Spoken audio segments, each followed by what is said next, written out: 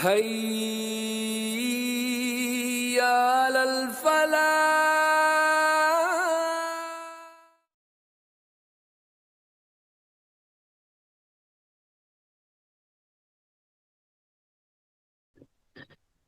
الحمد لله. الحمد لله رب العالمين.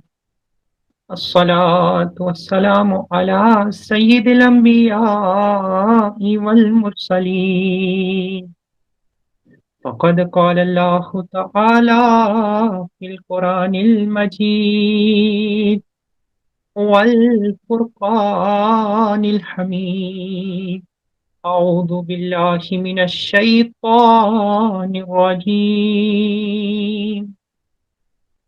يوم ندعو كل أناس بإمامهم فمن أوتي كتابه بيمينه فأولئك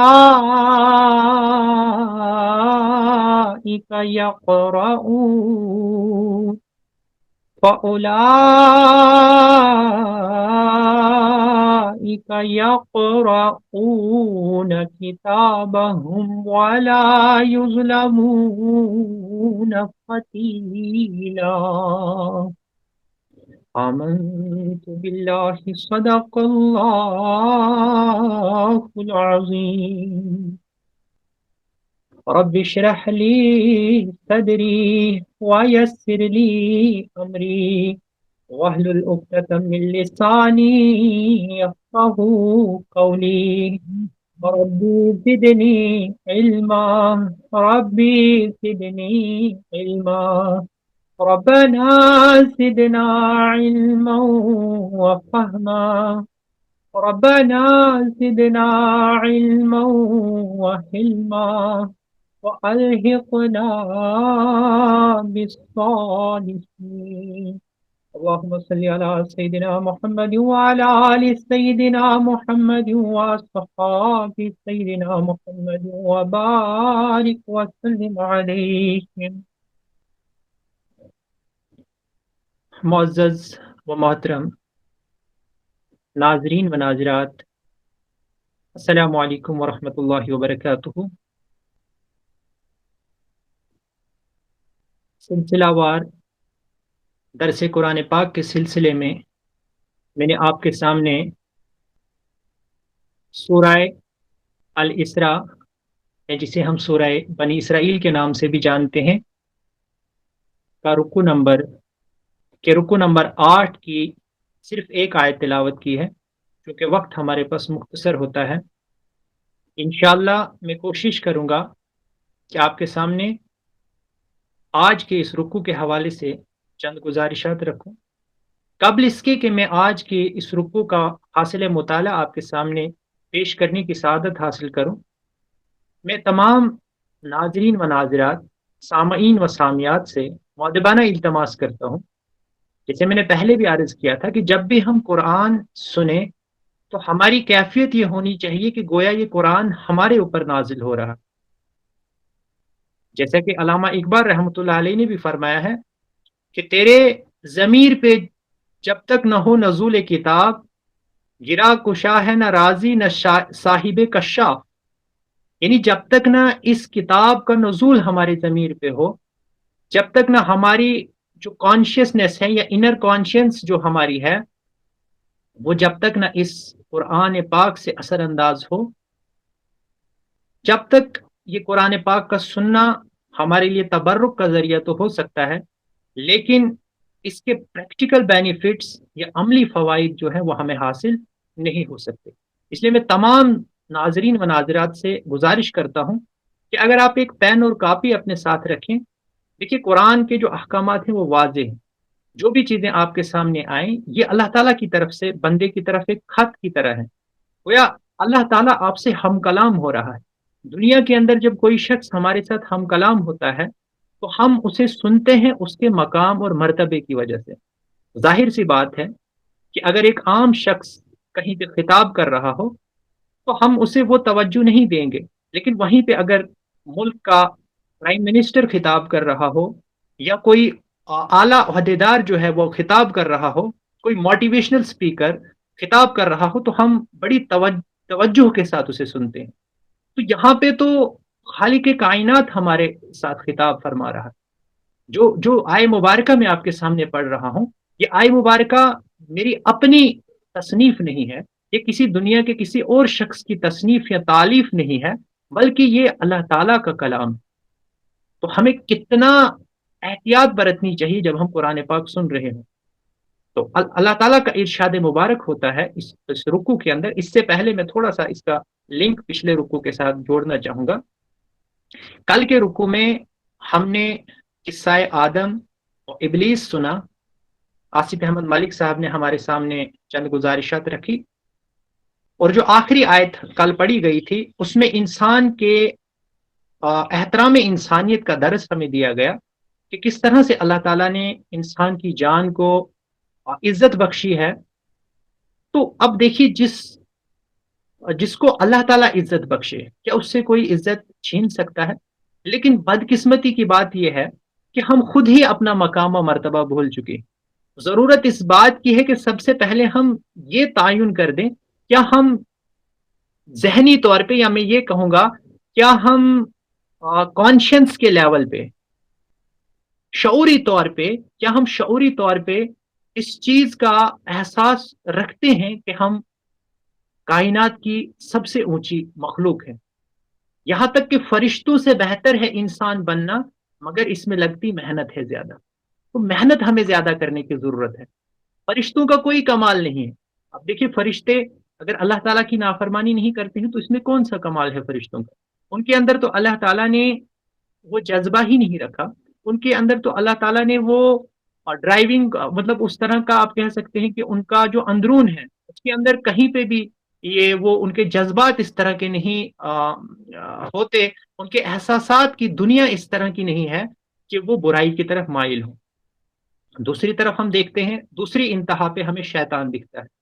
تو شیطان کو اللہ تعالیٰ نے سراپا ایسا بنایا ہے کہ نیکی کا گزر بھی اس کے ہاں سے نہیں ہوتا۔ وہ نیکی کا تصور اس کی ڈکشنری میں ہے ہی نہیں، یا آپ یوں کہیے کہ اس کی ڈکشنری میں نیکی کا ورڈ جو ہے یہ ناپید ہے۔ انسان کو اللہ تعالیٰ نے سراپا ایسا بنایا ہے کہ یہ نیکی کا جذبہ بھی اپنے اندر رکھتا ہے اور بدی کا جذبہ بھی اپنے اندر رکھتا ہے۔ اور یہی یہ جو دیکھیے رسا کشی ہے، ایک اپوزنگ فورسز ہیں، ایک آپ کو کھینچ رہی ہے برائی کی طرف، اور ایک فورس ہے جو آپ کی ضمیر کی آواز ہے، جو آپ کی فطرت کی آواز ہے، جو کہ قرآن کی آواز ہے، جو کہ حدیث کی آواز ہے، جو کہ سنت نبی صلی اللہ علیہ وسلم کی آواز ہے۔ وہ آپ کو صحیح راستے کی طرف لینا چاہتی ہے، اور اسی کو اللہ تعالیٰ بڑے ہی خوبصورت انداز میں فرماتا ہے کہ انا ہدیناہ السبیل اما شاکرا و اما کفورا۔ ہم نے آپ کے سامنے دونوں راستے واضح کر دیے۔ اب یہ آپ کے اوپر نربھر ہے، یہ آپ کے اوپر منحصر ہے کہ آیا آپ صحیح راستے کا انتخاب کرتے ہیں یا آپ پگڈنڈیوں کا سفر اپنا جاری رکھتے ہیں، جہاں پہ کسی بھی وقت آپ کو سلپ ہو سکتا ہے اور آپ ایسی کھائی کے اندر گر سکتے ہیں جس کی پستی کا کوئی بھی کنارہ نہیں ہے، جس کی پستی کی کوئی بھی حد نہیں۔ تو یہ تمہیدن میں نے آپ کے سامنے چند باتیں عرض کی ہیں کہ سب سے پہلے ہمیں یہ کلیئر ہونا چاہیے کہ that we are listening to the we are listening to something which has come from Allah subhanahu wa ta'ala, so we must be very attentive۔ اب آج کی آیت مبارکہ جس کے اندر اللہ تعالیٰ تمام انسانیت سے خطاب فرماتے ہیں، اللہ تعالیٰ کا ارشاد مبارک ہے یوم، جس دن، ندعو، ہم بلائیں گے، کل اناسم۔ اب یہاں پہ جنس انسان کا تذکرہ ہے، یہاں پہ کسی خاص گروہ کا تذکرہ نہیں ہے۔ اللہ تعالیٰ فرماتا ہے کہ یوم، جس دن، ندعو، ہم بلائیں گے۔ دیکھیں قرآن کا یہ میں تھوڑا سا آپ کو کلیریفائی کرتا ہوں۔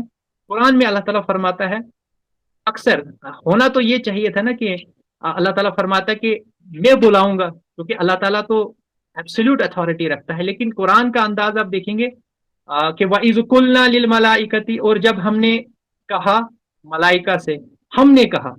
اللہ تعالیٰ فرما سکتا ہے میں نے کہا۔ اب ہم میں سے کسی کو یہ نہیں ہونا چاہیے نعوذ باللہ من غضب اللہ کہ اللہ تعالیٰ کے ہاں اور بھی کوئی اس کے پارٹنرز ہیں، یہ تو شرک کی بات ہو گئی۔ لیکن اشکال ہو سکتا ہے جو بگنر ہے اسے یہ اپنے ذہن میں سوال پیدا ہو سکتا ہے، تو اس کا جواب میں عرض کیے دیتا ہوں۔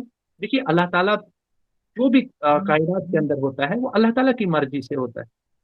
اللہ تعالیٰ کی یوما جس اذا اراد شیئن ان یقول لہ کن فیکون، اللہ تعالیٰ جس بھی چیز کا ارادہ کرتا ہے اسے کہتا ہے ہو جا، وہ بس وہ ہو جاتا ہے۔ لیکن اللہ تعالیٰ نے اس دنیا کے اندر جو نظام اللہ تعالیٰ چلاتا ہے، اسے اللہ تعالیٰ اپنے کچھ فرشتوں کے ذریعے سے چلاتا ہے۔ تو گویا اللہ تعالیٰ یہاں پہ یہ فرماتا ہے، جب بھی اللہ تعالیٰ ہمارے ساتھ خطاب فرماتا ہے اور کہتا ہے کہ ہم یہ کرنے والے ہیں، گویا اللہ تعالیٰ کے آرڈر سے، اللہ تعالیٰ کی منشا سے، اللہ تعالیٰ کی ایبسولوٹ اتھارٹی ہی وہاں پہ ہوتی ہے، بس فرشتوں کے ذریعے سے اللہ تعالیٰ انہیں ان عوامر کی انجام دہی کرتا ہے۔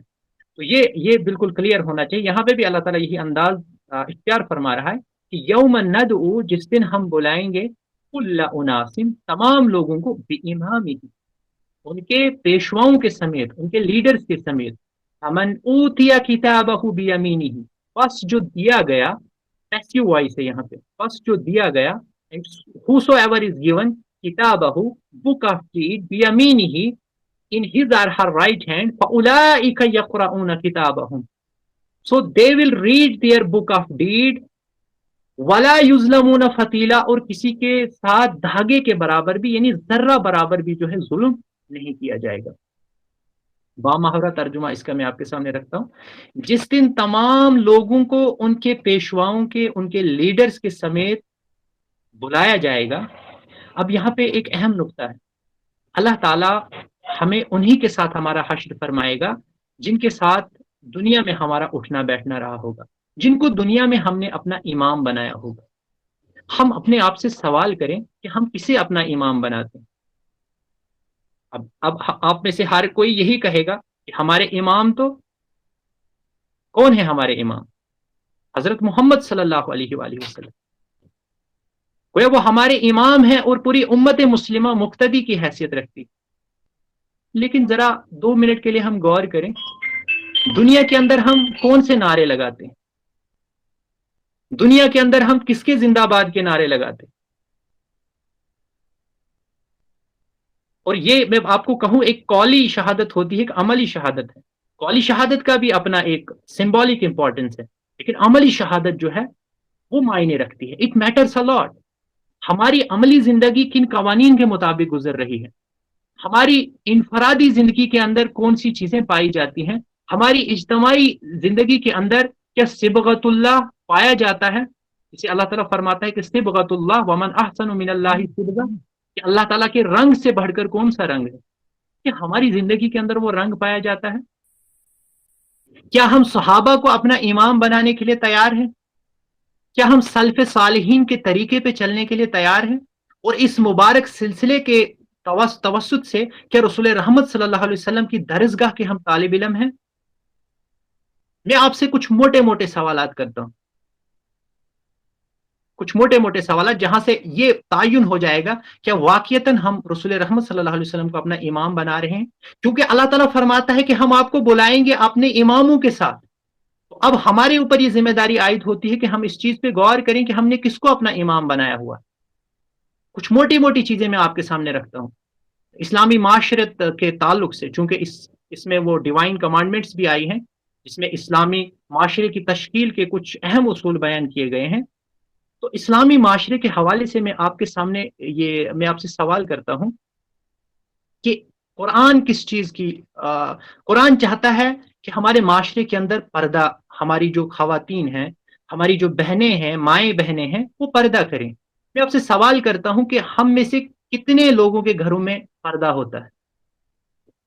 کیا ہم رسول رحمت صلی اللہ علیہ وسلم کو امام بنا رہے ہیں؟ ہم تو کہتے ہیں ہم غلام، ہم غلام، ہم محمد کے غلام، ہم نعرہ تکبیر اللہ اکبر کہتے ہیں، ہم نعرہ رسالت یا رسول اللہ صلی اللہ علیہ وسلم کہتے ہیں۔ کیا یہ زبانی شہادت ہمیں اللہ کے ہاں سرخرو کر سکتی ہے؟ ایک مسلمان اور ایک کافر میں اصل فرق کیا ہے؟ کیا صرف راشن کارڈ کا؟ راشن کارڈ میں میرا نام آصف جاوید ہے اور کسی کا نام موہن لال ہے، کہ یہی ایک فرق جو ہے یہ ہمیں اس چیز کا پروانہ عطا کرتا ہے کہ اللہ کے ہاں آصف جاوید کامیاب ہوگا اور موہن لال ناکام ہوگا؟ بلکہ میں یہ کہتا ہوں کہ موہن لال اگر اپنی زندگی میں اسے یہ احساس ہو جائے، یہ ریئلائزیشن ہو جائے کہ اصل میں خدا کون ہے، اور وہ رسول رحمت صلی اللہ علیہ وسلم کو کسی بھی سٹیج آف لائف پہ اپنا رہبر اور رہنما مانے، تو میں تو کہتا ہوں کہ آصف جاوید ناکام ہو گیا اور موہن لال کامیاب ہو گیا۔ What the name has to do with the deeds؟ ہم راشن کارڈی مسلمان ہو سکتے ہیں، لیکن اللہ کے ہاں معیار کچھ اور ہیں. تو میں تذکرہ کر رہا تھا کیا پردے کا اہتمام ہوتا ہے. ہم میں سے بہت سارے لوگ کہیں گے کہ کیا پردے کی بات کرتے ہو, یہ اسلامی معاشرہ تو ہے نہیں, آپ کس پردے کی بات کرتے.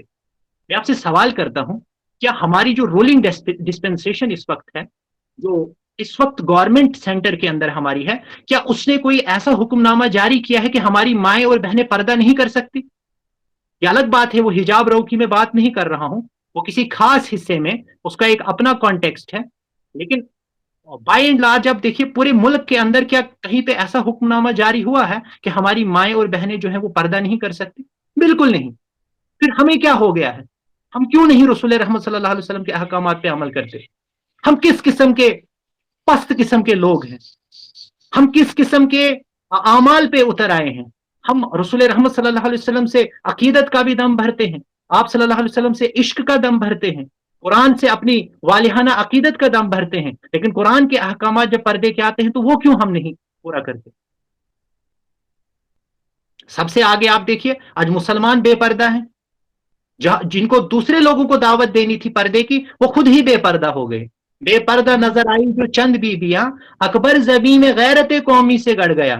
پوچھا جو ان سے آپ کا پردہ وہ کیا ہوا؟ بڑا بہترین کہا ہے. آخری جو ہے نا یہ ہمارے مردوں کے لیے ایک بہترین طنز کا تیر وہ جو ہے نا وہ انہوں نے کہا ہے کہ پوچھا جو ان سے آپ کا پردہ وہ کیا ہوا, کہنے لگی کہ عقل پہ مردوں کی پڑ گیا.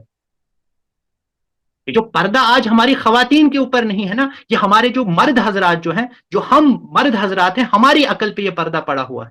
ورنہ کیا حیثیت ایک قوام کی حیثیت ہے ایک مرد کی, لیکن اس کے گھر کے اندر اگر پردہ نہیں ہوتا, اس کے ماتھے پہ بل نہیں آتا, اسے اس چیز کی کوئی پرواہ ہی نہیں ہوتی. ارے خدا کے بندو, یہ اللہ کا حکم ہے, یہ میرا کوئی اس میں میرا کوئی ذاتی مفاد نہیں ہے جو میں یہ چیزیں آپ کو کہہ رہا ہوں.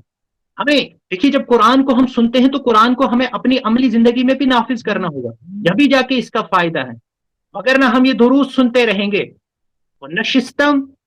نشستن گفتن برخاستن, کیا حاصل ہوا اگر ایک فکر لے کر ہم نہ اٹھیں ان دروس سے؟ تو میں عرض کر رہا تھا بات بہت لمبی ہو جائے گی, میں جذبات کو اپنے سنبھال نہیں سکوں گا, چونکہ معاشرے کے اندر جب انسان نظر دوڑاتا ہے تو انسان خون کے آنسو روتا ہے کہ کیا یہ وہی مسلم معاشرہ ہے جو مسلم معاشرہ رسول رحمت صلی اللہ علیہ وسلم دے کے چلے گئے؟ کیا اس کی کوئی ادنا سی مماثلت بھی مدینہ کی سوسائٹی کے ساتھ پائی جاتی ہے؟ تو اللہ تعالیٰ کے ارشاد مبارک ہے, جس دن ہم بلائیں گے لوگوں کو ان کے پیشواؤں کے سمیت, فمن اوتیا کتابہ بیمینہ, بس جس کو دیا گیا اس کا نامہ اعمال اس کے دائیں ہاتھ میں, اولئک یقرؤون کتابہ. آج دیکھیے آج جے کے ایس ایس پی کی طرف سے بڑے ریزلٹس وغیرہ آتے ہیں, کچھ لوگ فائنینس اکاؤنٹس اسسٹنٹ سلیکٹ ہو رہے ہیں, کوئی جونیئر انجینئر سلیکٹ ہو رہے ہیں. تو جو شخص سلیکٹ ہوتا ہے تو وہ فیس بک پہ ایک پوسٹ ڈالتا ہے کہ الحمدللہ I got selected as N F A, الحمدللہ I got selected as A J in mechanical department اور واٹ ایور ہی اور شی وانٹس ٹو سے. تو یہ کیا چیز ہے؟ جب انسان کوئی ایسا کام کرتا ہے جو دکھانے کے قابل ہوتا ہے, پھر وہ اپنا نامہ اعمال دکھاتا ہے لوگوں کو, تو قیامت کے اندر بھی یہ کیفیت پائی جائے گی. جن لوگوں کو یہاں پہ سلیکشن لسٹ آتی ہے تو یہاں پہ ہماری کیفیت جو ہوتی ہے اس سے کہیں زیادہ کیفیت وہاں پہ ہوگی جب وہاں پہ سلیکشن لسٹ ڈکلیئر ہوگی. جن لوگوں کا وہاں پہ انتخاب ہوگا, جو لوگ وہاں پہ سلیکٹ ہوں گے جنت کے لیے, جو کامیاب لوگ ہوں گے, وہ کیا کہیں گے؟ فمن اوتیا کتابہ بیمینہ, دائیں ہاتھ میں پروانہ ملنا, دائیں ہاتھ میں نامہ اعمال ملنا, یہ اس چیز کا پروانہ ہوگا کہ they have been selected and they have been selected for the post which is everlasting and which is the most prestigious post which is not going to end. Their status is going to be everlasting. ان کا وہ معیار جو ہے وہ سب سے اعلیٰ معیار ہے. ومن زحزح عن النار وادخل الجنة فقد فاز فوزا عظیما. جو آگ سے بچایا گیا اور جنت میں داخل کیا گیا, اللہ تعالیٰ فرماتا ہے یہ سب سے بڑی کامیابی ہے. ہم کہاں کامیابی ڈھونڈ رہے ہیں, یہ ہے سب سے بڑی کامیابی. تو اللہ تعالیٰ کا ارشاد مبارک ہے کہ جو کتاب دیا گیا دائیں ہاتھ میں, تو پھر وہ لوگ اسے پڑھیں گے اور دیکھیں گے, سب لوگوں کو دکھائیں گے دیکھیے میرا نامہ اعمال, دیکھیے میں سلیکٹ ہو گیا جنت کے لیے, دیکھیے میرا نامہ اعمال. ولا یظلمون فتیلا, اور کسی کے ساتھ ذرہ برابر بھی ظلم نہیں کیا جائے گا. مختلف آیات قرآن پاک کی اس کی تشریح کرتی ہیں کہ وہ سورہ الزلزال کے اندر ہم پڑھتے ہیں کہ ومن يعمل مثقال ذرة خيرا يره ومن يعمل مثقال ذرة شرا يره۔ سورہ الکہف کی وہ آیت ہم پڑھتے ہیں کہ ما لهذا الكتاب لا يغادر صغيرة ولا كبيرة الا احصاها، اس کتاب کو کیا ہو گیا، نہ اس نے کوئی چھوٹی سی چیز ایڈ کی ہے اور نہ کسی چیز کو حذف کیا ہے۔ there have been no omissions, there have been no additions, what sort of book is it؟ تو قرآن پاک تشریح کرتا ہے ان سبھی چیزوں کی گویا، اور اللہ تعالیٰ الیس اللہ باحکم الحاکمین، کہ اللہ تعالیٰ سب حاکموں سے بڑھ کر حاکم نہیں ہے؟ تو اللہ تعالیٰ سب حاکموں سے بڑھ کر حاکم ہے۔ یہ جتنے بھی چیف جسٹس دنیا کے اندر پائے جاتے ہیں، سب قاضی القضا کے اوپر سب سے بڑا جو قاضی القضا اس پوری کائنات کا ہے وہ میرے رب کی ذات ہے، اور میرے رب کی ذات کسی کے اوپر ظلم کرنے والی نہیں۔ آگے اللہ تعالیٰ فرماتا ہے وَمَنْ كَانَ فِي هَذِهِ أَعْمَى، اور ومن، اور جو کانا ہوگا، فی حاضی دنیا کو کہا گیا اعما اندھا، فہو فی الآخرۃ اعما، وہ آخرت میں بھی اندھا ہوگا، وَأَضَلُّ سَبِيلًا، اور وہ راہ بھٹکا ہوا ہوگا۔ یہ اندھے سے مراد آپ یہ نہیں لینا کہ کسی کو بلائنڈنس لاحق ہو گئی ہے، یہ اندھا جو ہے نا یہ دل کا اندھا پن ہے، یہ وہ اندھا پن ہے کہ جب انسان کے سامنے راہ راست واضح ہو جاتی ہے، جب انسان کو یہ پتا چلتا ہے کہ بٹوت سے ایک روڈ کشتواڑ کی طرف جا رہی ہے اور اسے کچھ کشتواڑ جانا ہوتا ہے لیکن وہ پھر بھی سری نگر کی روٹ پہ چلا جاتا ہے، یہ اس قسم کے لوگ ہوتے ہیں، یہ اندھے قسم کے لوگ ہوتے ہیں۔ اگر آپ کو کشتواڑ جانا ہے تو بٹوت سے آپ وہی ٹریک لوگے نا، یا آپ کہیں سری نگر والا ٹریک لوگے؟ احمق کہیں گے لوگ آپ کو کہ آپ احمق ہو، بے وقوف ہو، جانا کہیں ہے اور کہیں اور سوار ہو رہے ہو۔ ہمارا معاملہ بھی یہی ہے، ہمیں جانا کہاں ہے؟ جنت کو، اور ہم کس سواری پہ سوار ہیں؟ اپنے نفس کی سواری پہ، اور اپنے نفس کی سواری ہمیں جنت میں نہیں لینے والی، اور باغات اور نہروں کی طرف نہیں لینے والی۔ یعنی اللہ تعالیٰ فرماتا ہے جنات تجری من تحتی الانہار، تو دوزخ میں لے جانے والی ہے، جس کی آگ یہاں کی آگ سے 70 ٹائمز زیادہ خطرناک ہے۔ میرا مقصد آپ کو یہاں پہ ڈرانا نہیں ہے، یہ قرآن خود یہ انداز اختیار کرتا ہے۔ We have to create a balance, جہاں پہ قرآن تبشیر کا انداز اختیار کرتا ہے وہاں انذار کا انداز بھی، اور رسول رحمت صلی اللہ علیہ وسلم ایک مبشر کی حیثیت سے بھی ایک رسول ہے، اور ایک انذر کی حیثیت سے بھی رسول رحمت صلی اللہ علیہ وسلم رسول ہے۔ We have to keep close eye on both these aspects. ہمیں اتنا بھی اللہ کی امید پہ کانے نہیں ہو جانا ہے کہ گناہوں پہ گناہ کرتے رہیں، اللہ تعالیٰ تو غفور الرحیم ہے، بخش لے گا، اور اتنا بھی اللہ تعالیٰ کی ذات سے خوف نہیں کھانا ہے کہ تھوڑا سا بھی کچھ ہو گیا تو اب کہاں اللہ تعالیٰ مجھے معاف کرے گا۔ بلکہ قرآن خود فرماتا ہے کہ ان کا معاملہ جو ہے وہ امید اور خوف کے بیچ کا ہوتا ہے۔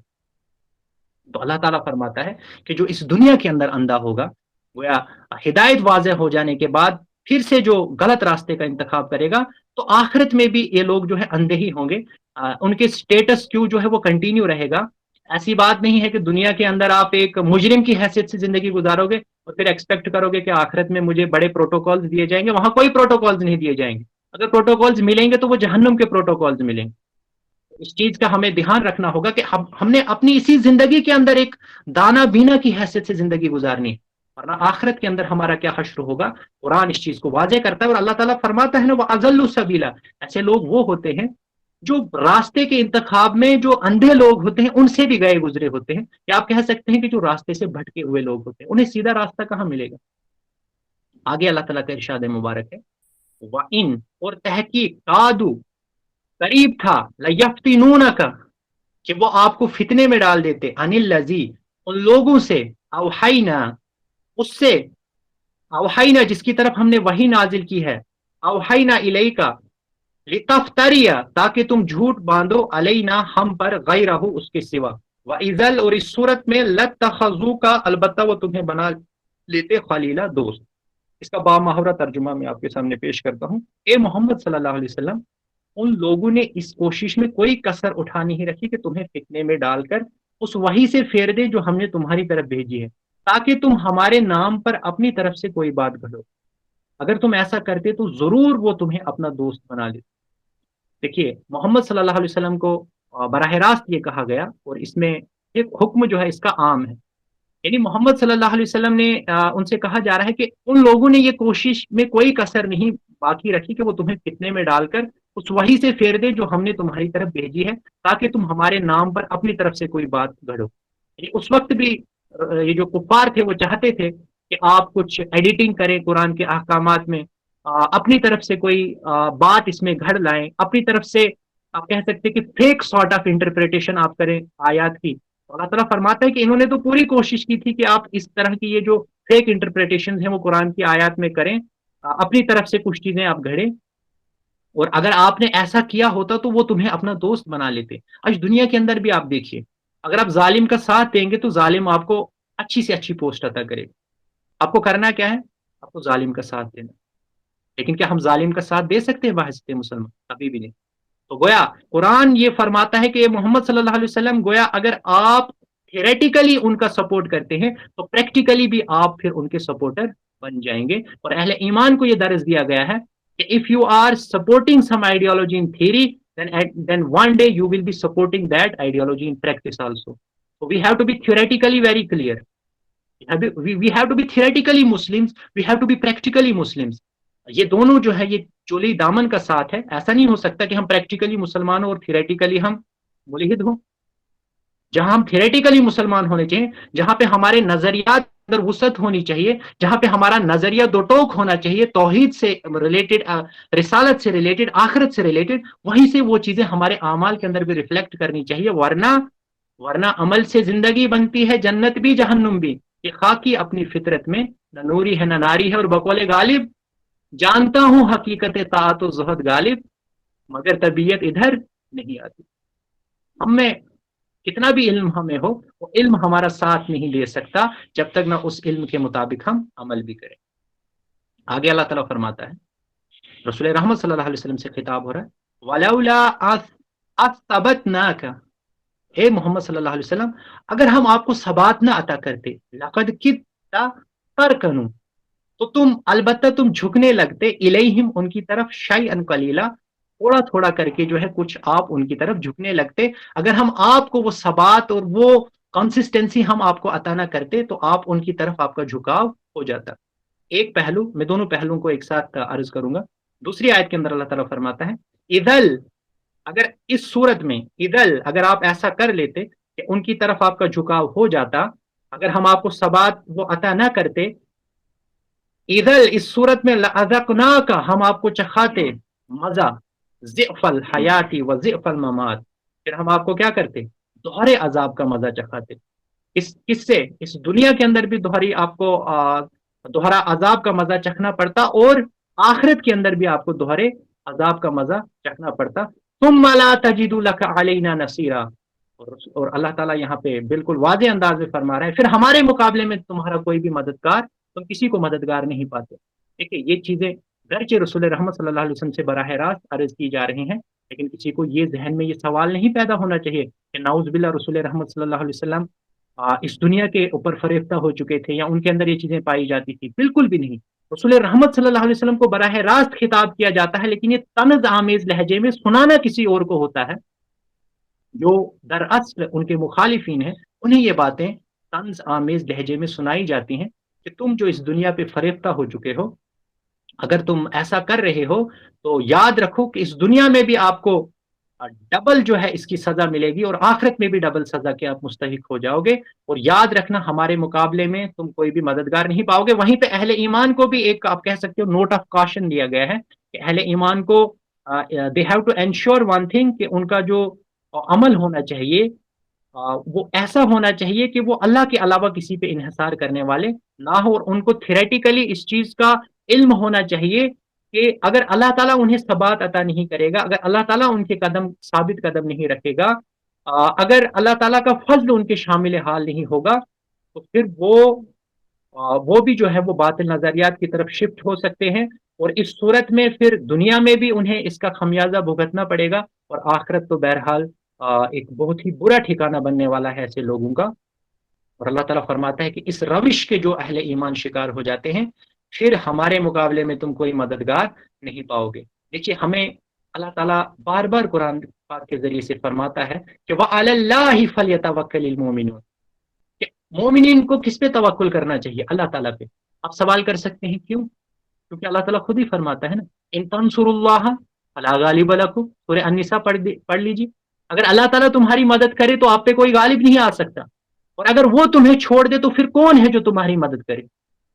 وہ ہمیں اس چیز پہ یقین ہونا چاہیے 100% کہ اگر اللہ تعالیٰ ہمارے ساتھ ہے تو دنیا کی کوئی طاقت ہمارا کچھ نہیں بگاڑ سکتی، اور اگر اللہ تعالیٰ نے ہمیں چھوڑ دیا تو پھر کوئی بھی نہیں ہے جو اس کے بعد ہماری مدد پہ آ جائے۔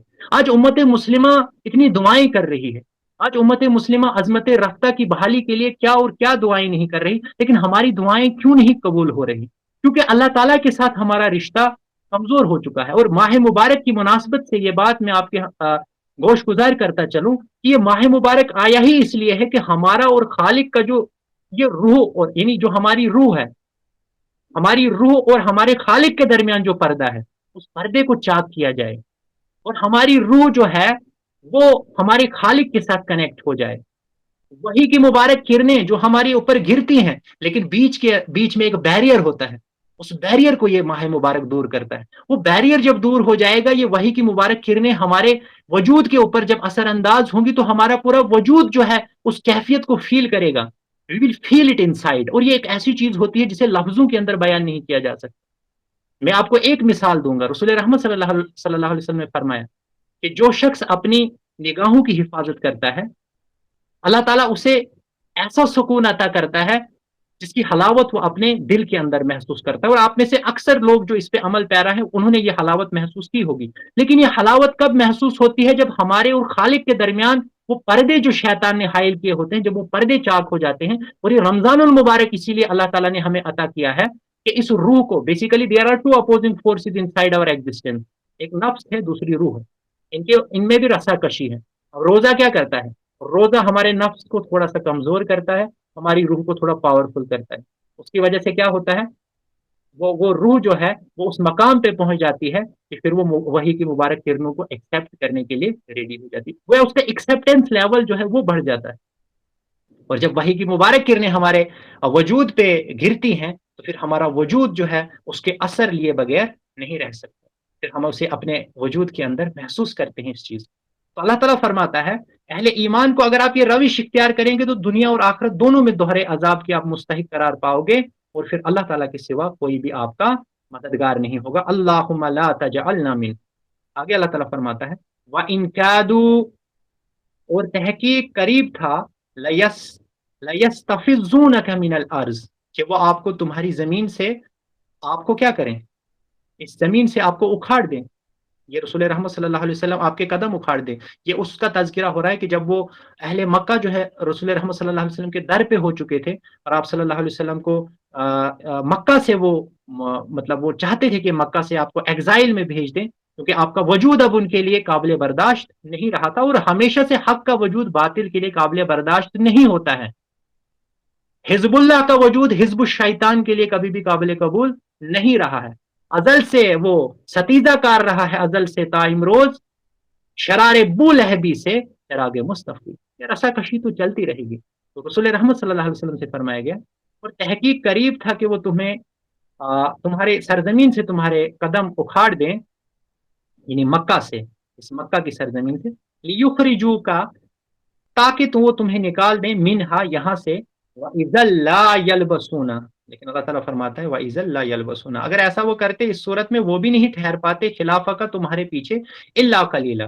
اب یہ تو اس کا ہو گیا لفظی ترجمہ، اب اس کا بامہرہ ترجمہ یہ ہے، اور یہ لوگ اس بات پر بھی تلے رہے ہیں کہ تمہارے قدم اس سرزمین سے اکھاڑ دیں، تمہیں یہاں سے نکال باہر کریں، لیکن اگر یہ ایسا کریں گے تو تمہارے بعد یہ خود یہاں کچھ زیادہ دیر نہ ٹھہر سکیں گے۔ اگلی آیت میں آئے گا کہ یہ انبیاء کی سنت رہی ہے، میں اس آیت کو بھی پڑھ لیتا ہوں۔